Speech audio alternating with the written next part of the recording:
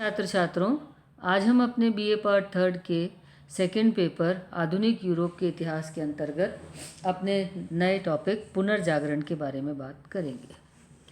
पुनर्जागरण का शाब्दिक अर्थ होता है फिर से जागना, पुनः जागना, यानी जागे हुए को फिर से जगाना।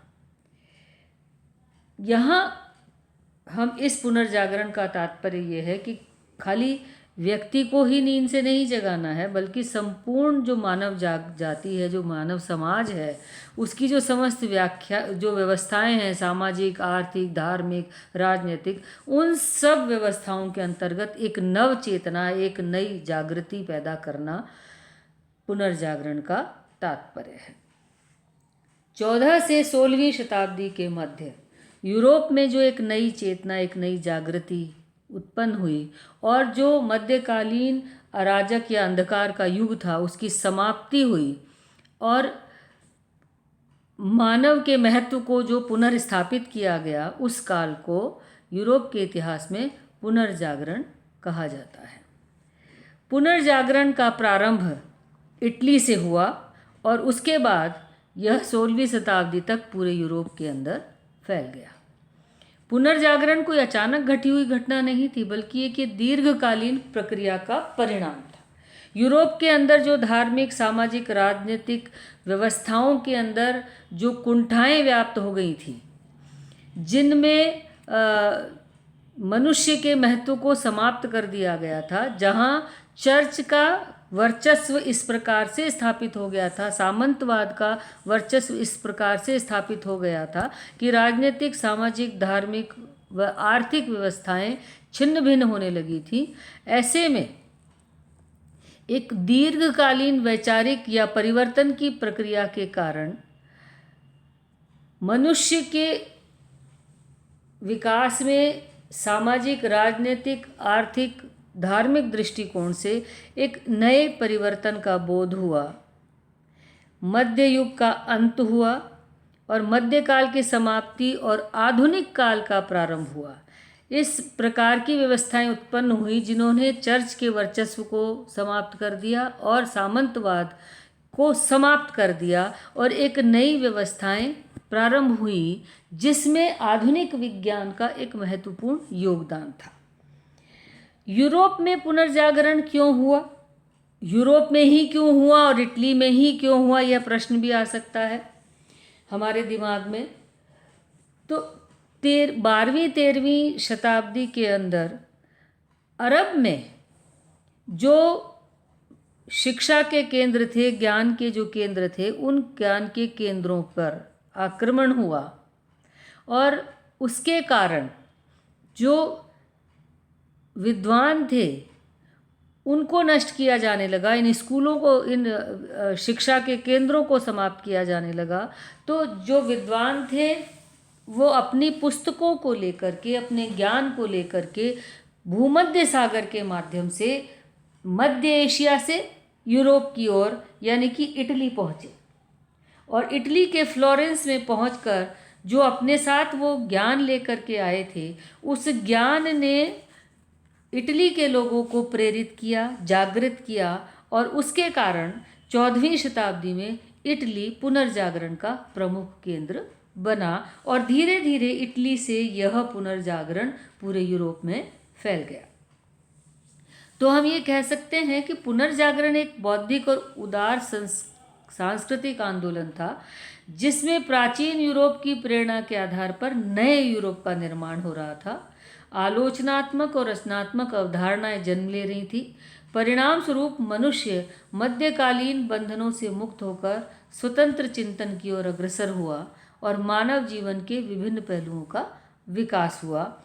तो इस युग की कला, जो विभिन्न पहलुओं में जो विकास हुआ, वह उस युग की कला, संस्कृति और साहित्य, दर्शन, विज्ञान में हमको दिखाई देता है। पुनर्जागरण के कारण क्या थे? पुनर्जागरण का पहला कारण था धर्म युद्ध, जिसको क्रूसेड भी कहा जाता है।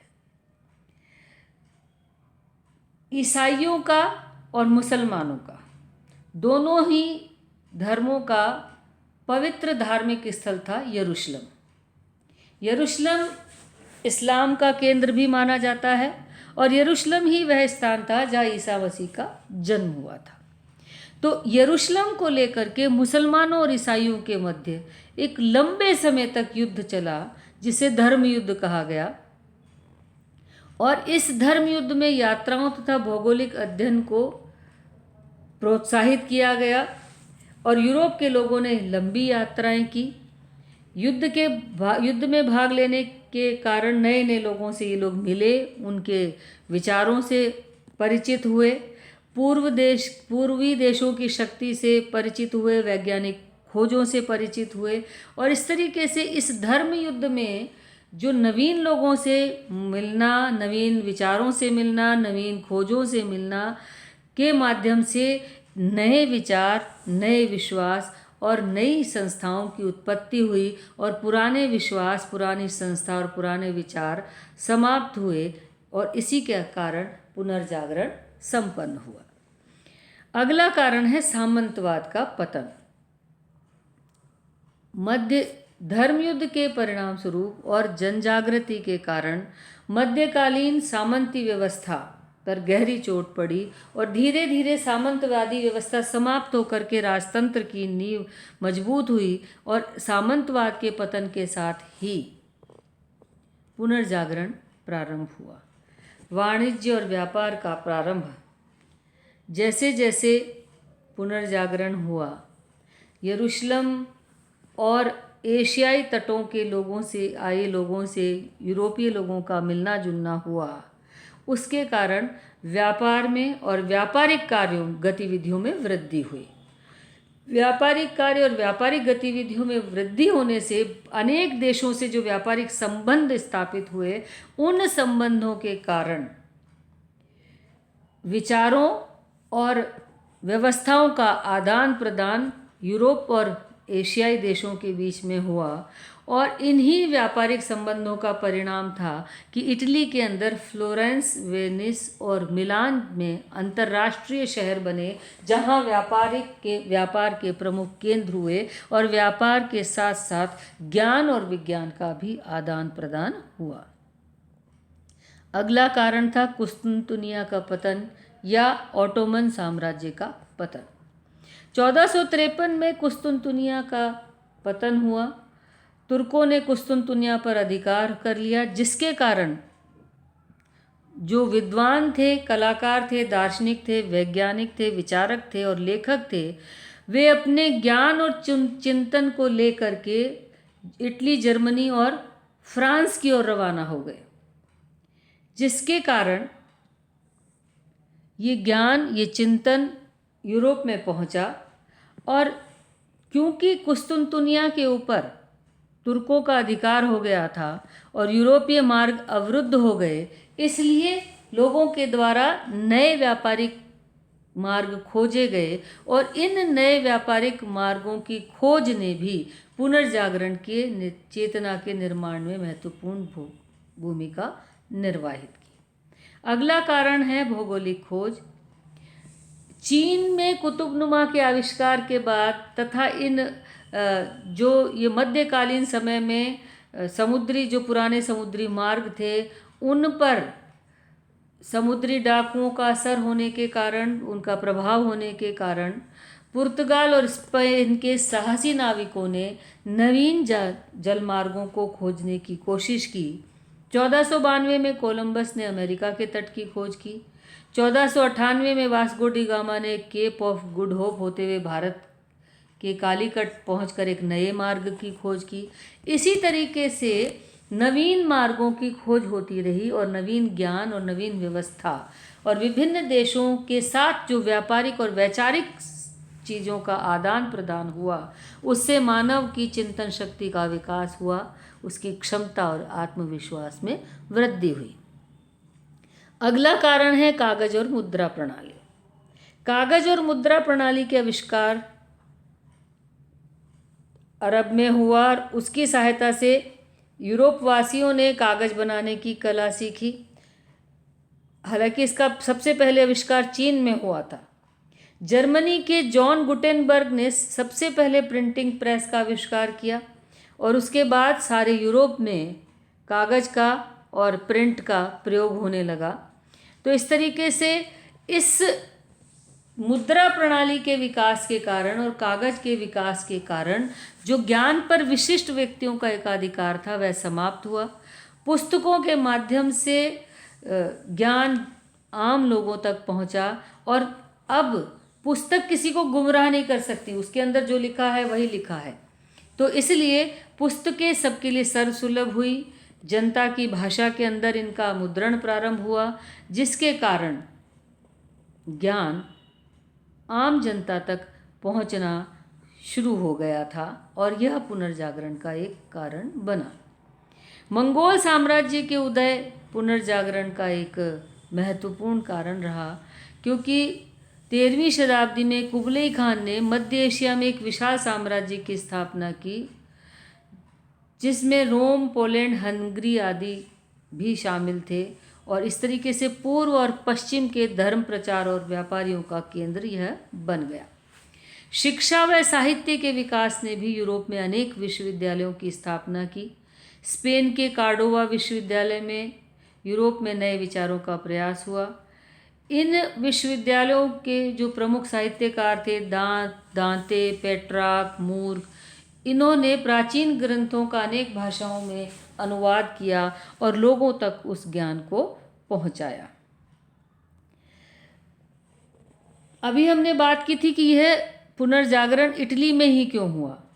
सबसे पहली बात, इटली में उदारवादी सामाजिक विचार थे।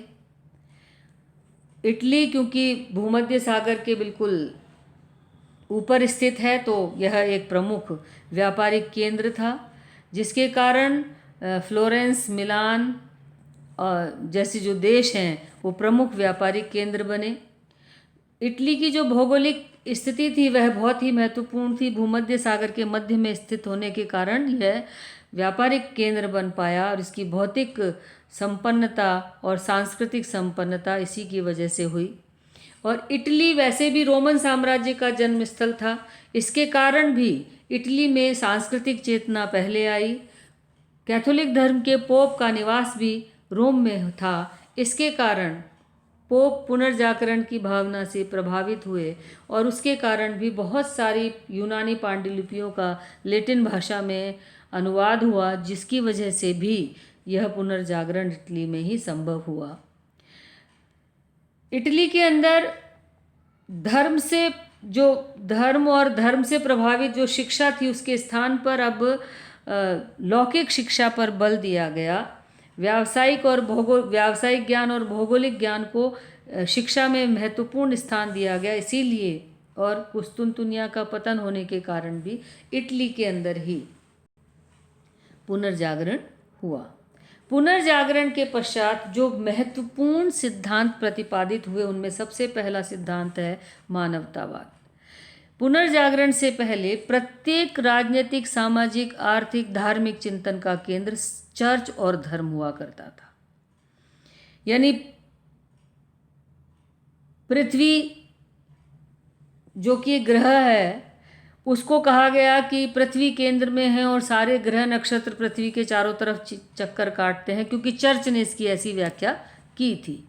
हीलियोसेंट्रिक थियरी, जिसको कि कोपरनिकस ने बल दिया कि नहीं, पृथ्वी केंद्र नहीं है बल्कि सूर्य केंद्र में है और पृथ्वी सहित सभी ग्रह नक्षत्र सूर्य के चारों तरफ चक्कर काटते हैं। तो मानवतावादी सिद्धांतों का प्रतिपादन हुआ।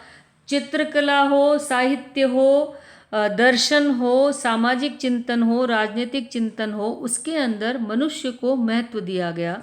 जैसे पहले प्लेटो हो या अरस्तु हो या मैकियावेली हो, उनके या एरिस्टोटल हो, उनके समय में चर्च और धर्म को राजनीतिक शक्ति का केंद्र माना गया था। लेकिन अब धीरे धीरे चर्च के महत्व के कम होने के कारण मनुष्य का महत्व बढ़ा और सारा चिंतन पारलौकिक के बजाय एहलौकिक हुआ और मनुष्य को या मानवतावाद को महत्वपूर्ण स्थान चाहे वह सामाजिक व्यवस्था हो, राजनीतिक व्यवस्था हो, धार्मिक व्यवस्था हो, उसमें मनुष्य को सबसे ज़्यादा महत्व दिया गया। इसी तरीके से मानवतावाद की तरह से व्यक्तिवाद को यानी इंडिविजुअलिटी की भी महत्व को स्थापित किया गया। समस्त मानव जाति नहीं बल्कि एक व्यक्ति भी महत्वपूर्ण है, इस बात को यानी एक व्यक्ति के महत्व को भी स्थापित पुनर्जागरण के अंतर्गत किया गया। अगला महत्वपूर्ण प्रभाव रहा धर्मनिरपेक्षता। धर्म का जो प्रभाव था, उस धर्म के प्रभाव को इस पुनर्जागरण ने कम किया और लोग धार्मिक थे लेकिन धर्म के प्रति निरपेक्ष थे। यानी राजनीतिक व्यवस्थाओं में, सामाजिक व्यवस्थाओं में धर्म के हस्तक्षेप को, धर्म के नियंत्रण को मुक्त कर दिया गया।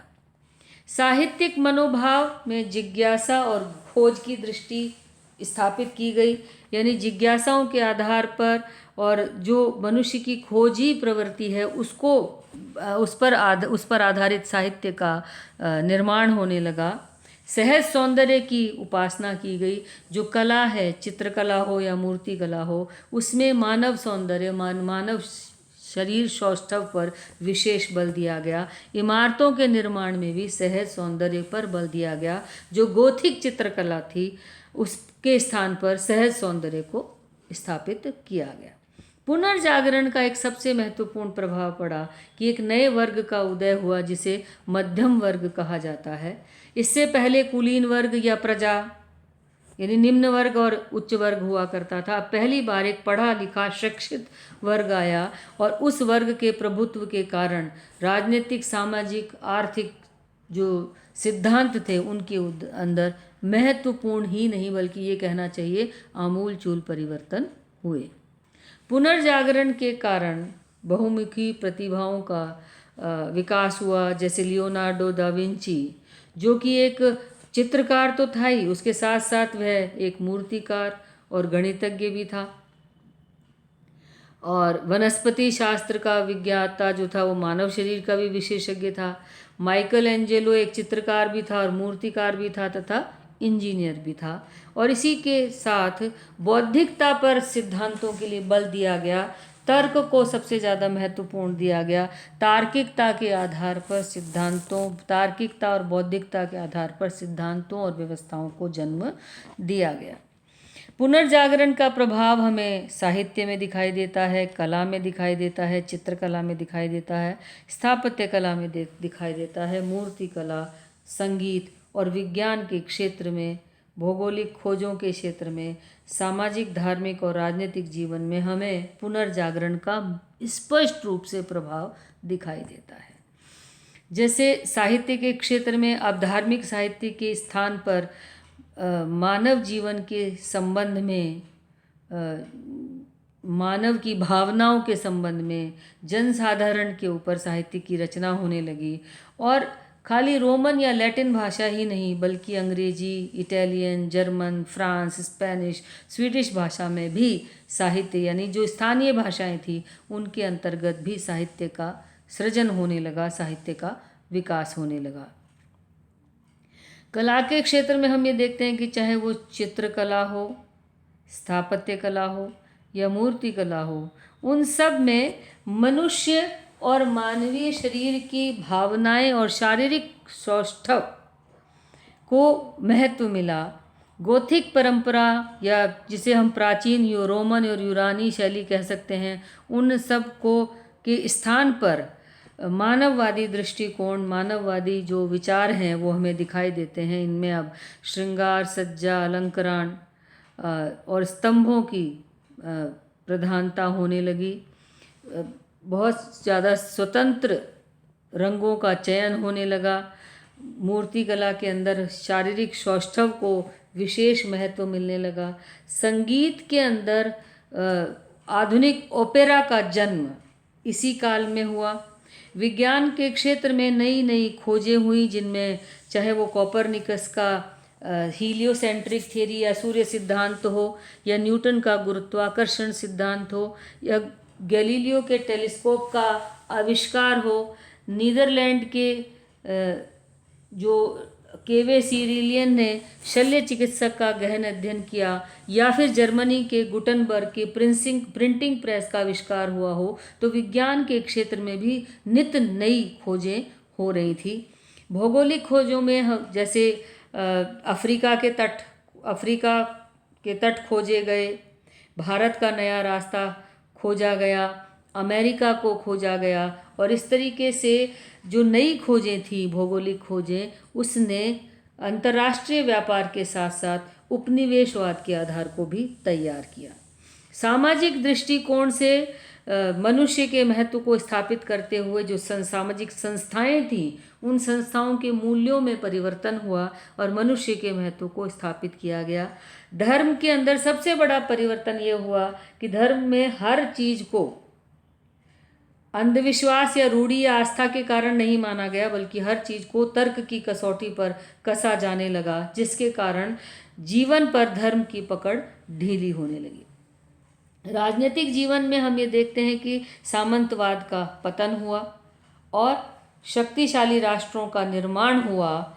राजनीति में पोप के हस्तक्षेप का कम हुआ और राष्ट्रीयता की भावना का विकास होते हुए राजतंत्रात्मक व्यवस्था ने अपनी जड़ें मजबूत करनी प्रारंभ कर दी।